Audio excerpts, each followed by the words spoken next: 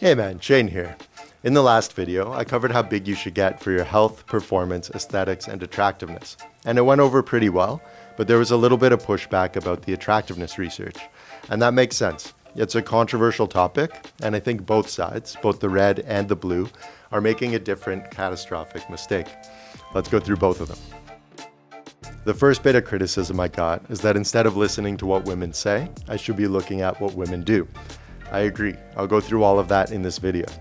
But then the argument gets more specific, saying that to figure out which physique women find the most sexually attractive, we should be looking at which physique earns the most sexual partners.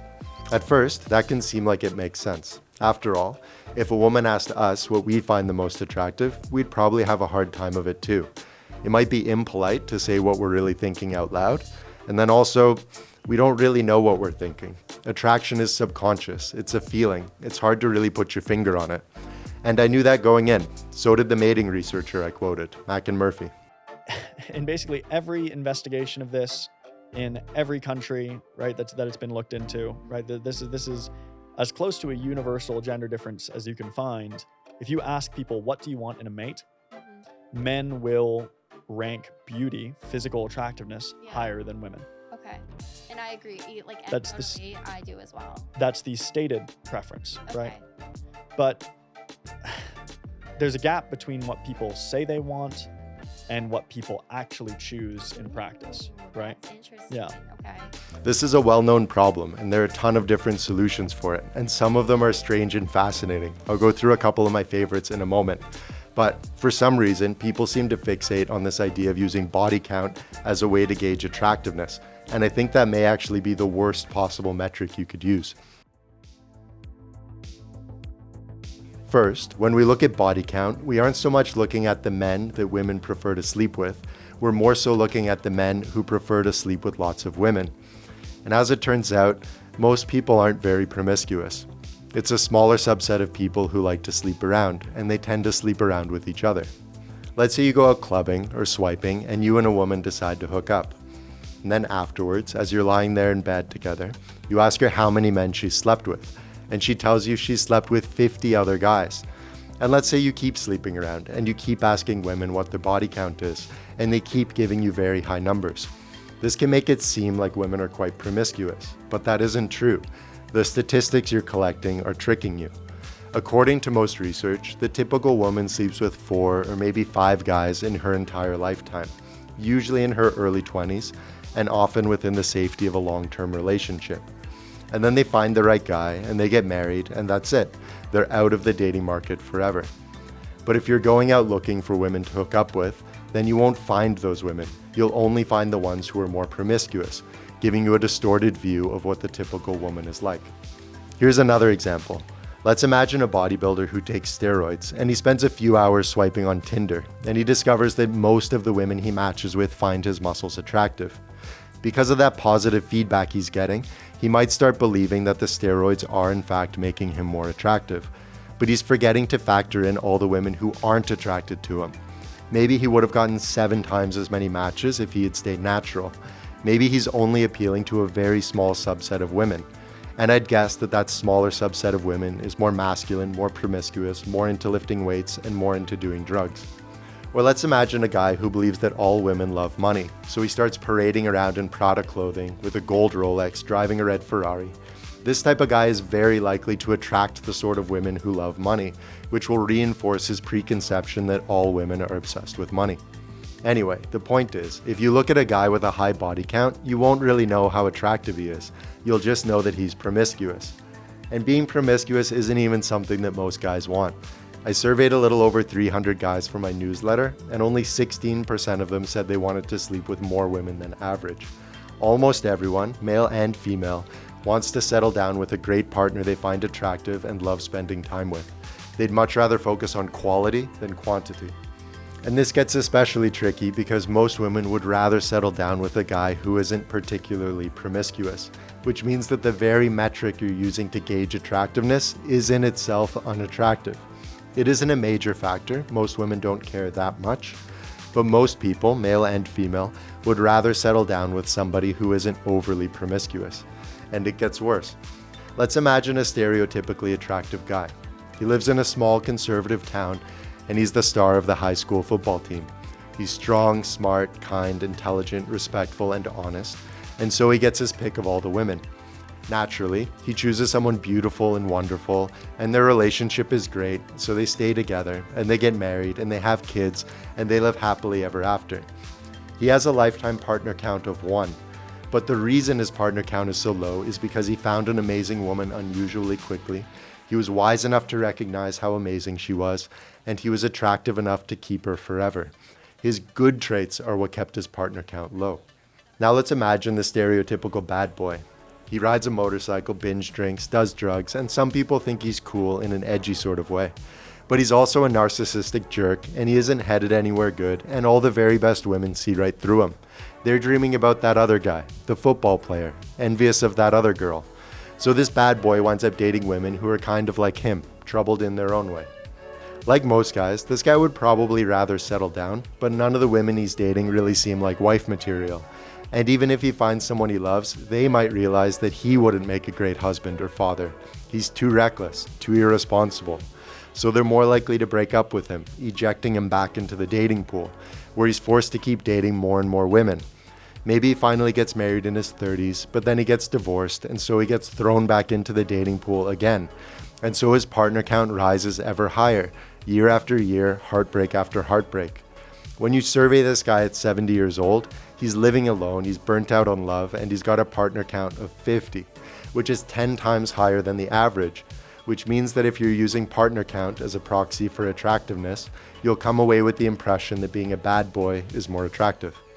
These examples might seem extreme, and they are. The typical guy has around 6 sexual partners, and more attractive guys tend to have more like 7, but the correlation is very weak. If we look at what's actually more likely to predict a high body count, then being sexually progressive makes a big difference, as does being more masculine, but so does being more reckless, more hedonistic, having a criminal record, being a narcissist, and abusing drugs, including abusing steroids. That's why looking at body count is so deceptive. But there is a glimmer of truth.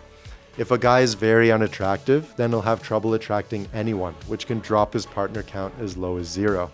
And it's these guys, the guys in the bottom 25% of attractiveness, who explain the entire correlation between attractiveness and body count.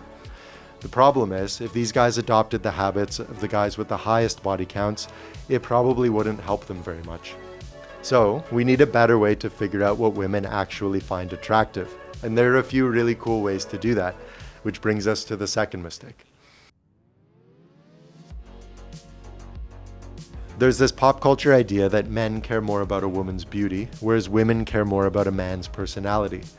That's what they say when you ask them what they find the most attractive, but that doesn't necessarily mean it's true. And there's an interesting bit of research we can look at. The researchers started by bringing in a group of women and asking them what they found the most attractive. And the women claimed to care the most about personality, saying they value traits like kindness, emotional stability, trustworthiness, and respectfulness. Not a single one of them ranked physical attractiveness as being important. It didn't even make the top 5.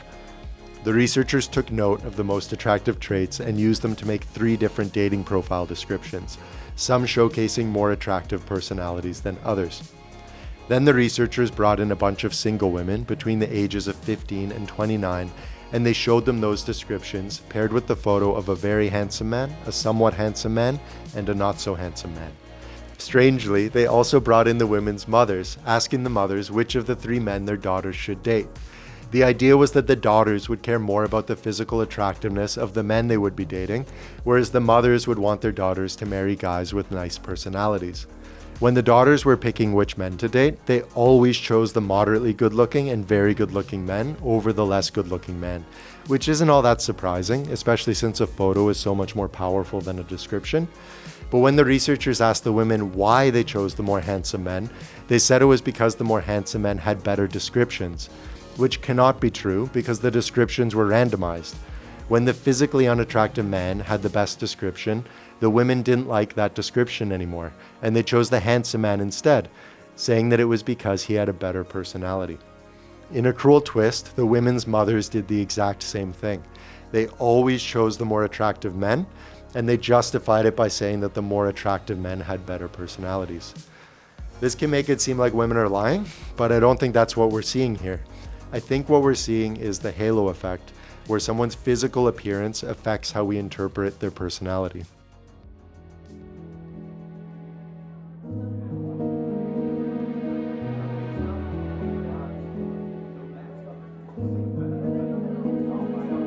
I'm sorry, but my friend down there,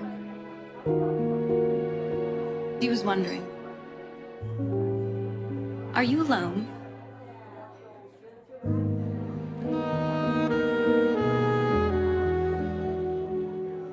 And this is subconscious. We don't realize that we're doing it. This halo effect has been found in a ton of different studies.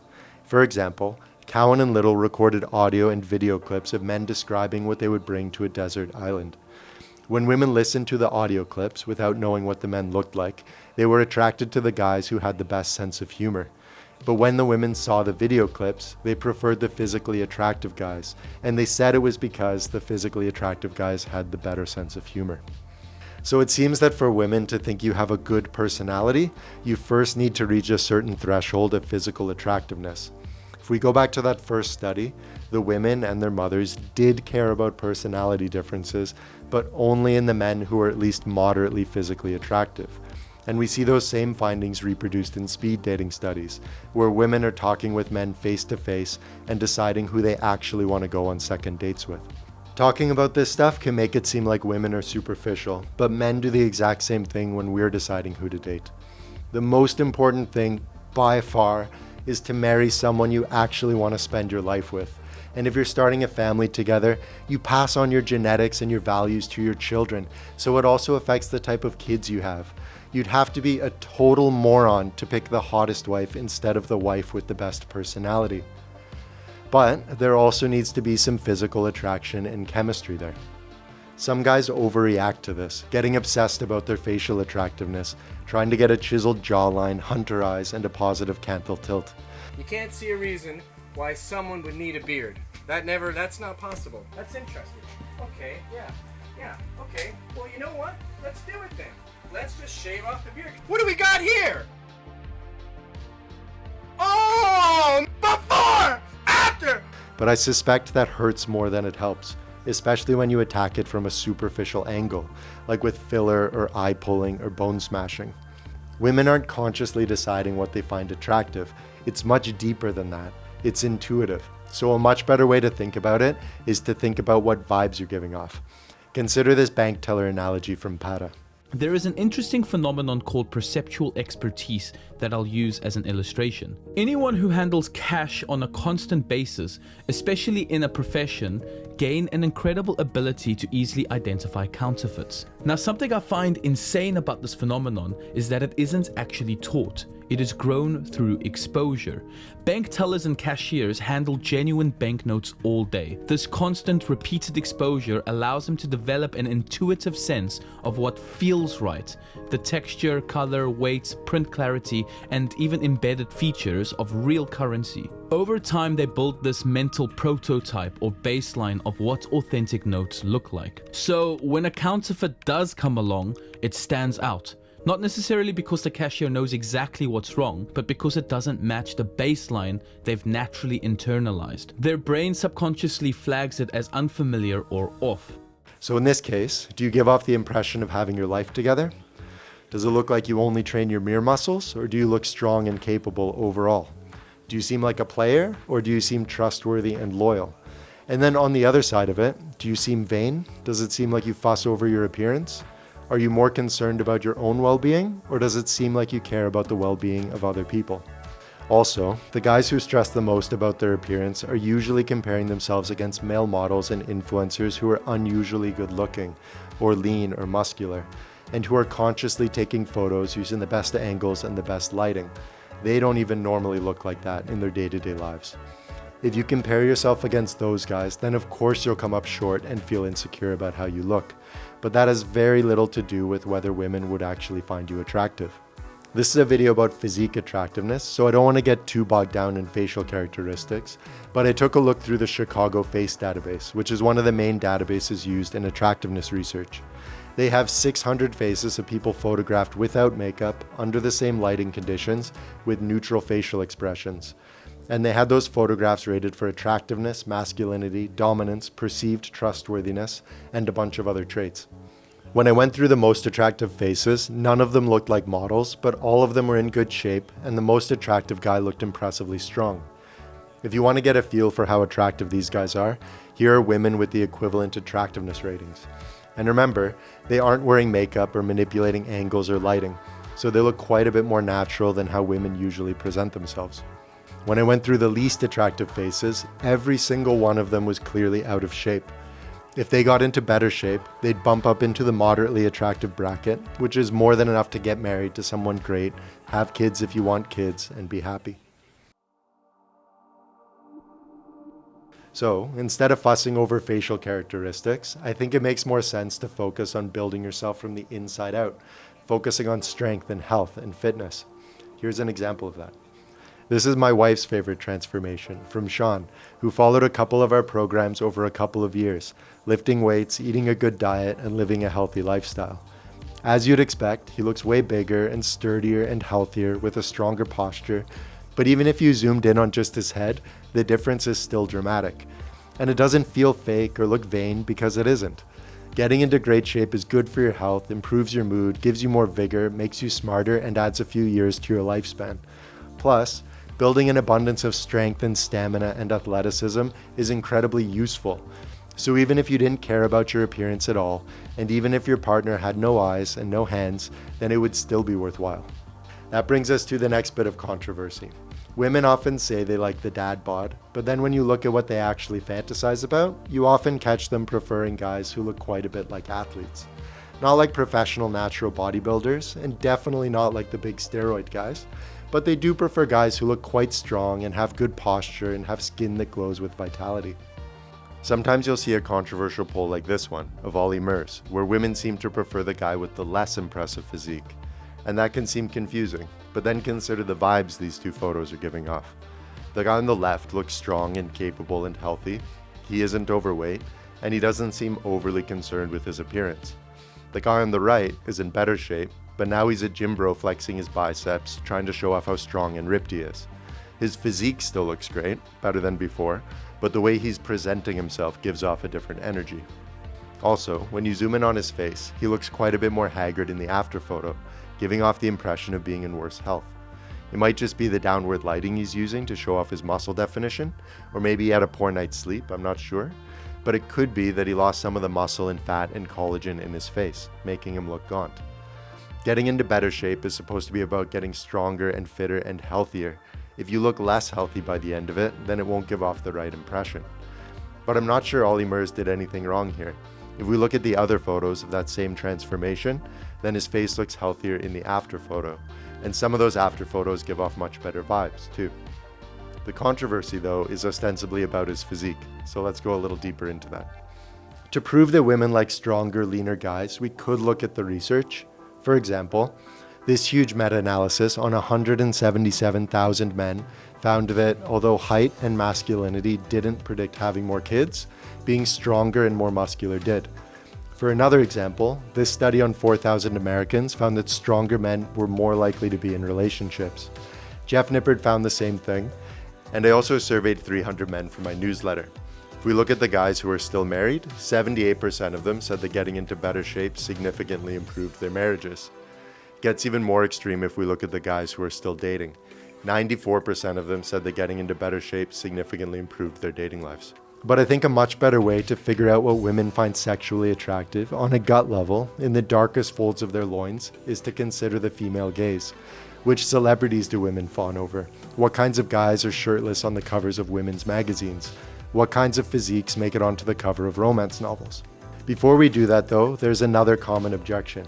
You might hear that women prefer better looking guys for one-night stands and more trustworthy guys for long-term relationships. That's highly debatable. Those studies don't reproduce very well, and I don't think it's a major factor anyway. Part of the male sex drive involves variety, which is what gives us the urge to sleep with more people. That drive fights against our drive to be monogamous, which can create some inner turmoil, especially for more masculine men. But most women don't really have that. The classic female fantasy is a great romance with one amazing guy, which is why almost every single romance story ends with a marriage proposal. It's sort of like how men love stories about fighting and wars and battles, where we fail, but then we rise up and we become heroes, and then we vanquish evil and we get raised up on the shoulders of our allies, having earned all of their respect.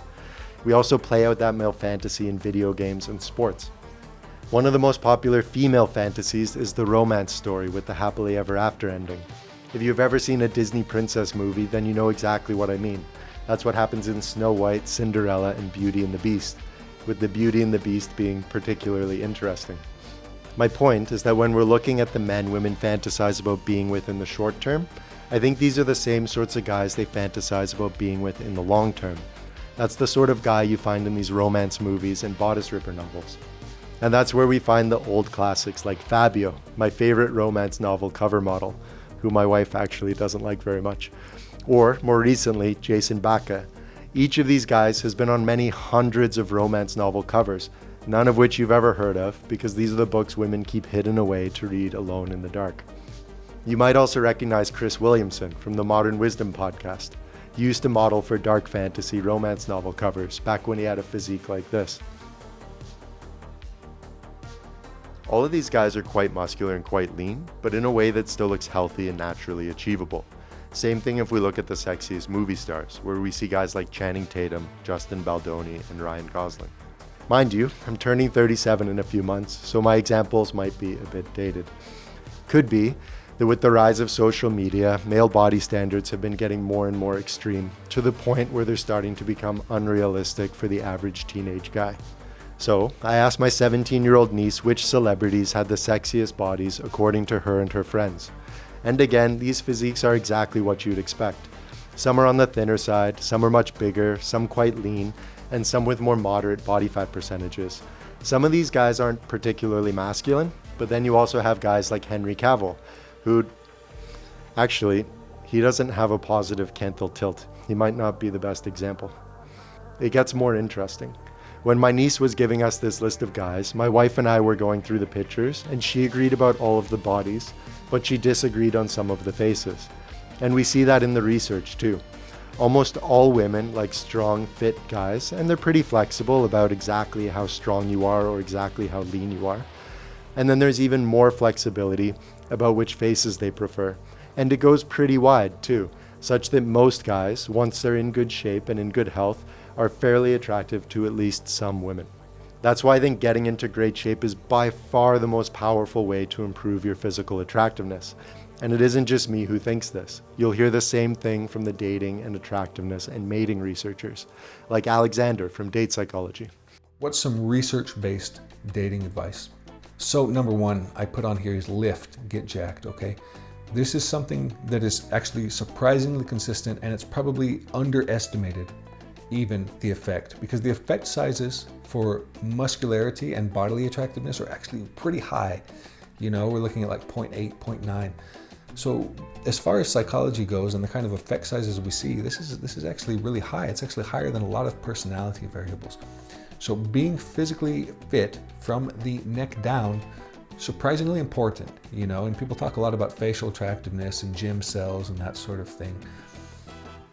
Most people, I think even people that are talking about within dating the importance of lifting and being physically fit are probably even underestimating the effect of that. It's probably even a more important effect than people who endorse it tend to know. You'll notice that he's a good example of what he's talking about. He doesn't look like a perfectly looks-maxed male model, but he looks strong and fit and healthy in a natural and grounded way, and he gives off a good vibe. So, I think most women would rate him highly enough that it becomes a non-issue, where anyone he dates would find him attractive. The other bit of good news is that virtually everyone can get big and lean enough to look great, and the attractiveness boost you get from it is so strong that it eclipses almost every other aspect of physical attractiveness, with the main study on this finding that it accounted for over 70% of the variance in bodily attractiveness between men, making it far more important than height, bone structure, muscle insertions, the length of your torso, or whatever other detail you might be concerned about. Fabio's the perfect example of that. He doesn't have a V-taper at all. He's a block. but he looks strong and capable and healthy, so it doesn't really matter. That brings us to the final bit of disagreement. Bodybuilders will often maximize the size of everything except for their necks. The strength guys will often focus on getting strong at the squat, bench, and deadlift, and the aesthetics guys will prioritize their side delts to enhance their V-taper silhouette, which is what the mating researcher Mackin Murphy recommends. I disagree with him about that though. I have a video on that here. Alright, that's it for now. If you want help with any of this, we have a foundational muscle building program. We also have a more advanced health and aesthetics program. We can walk you through all of it and help you track your progress along the way. If you liked the video, thank you. I'd love to hear what you think in the comments, even if you disagree with me, and I hope to see you in the next one.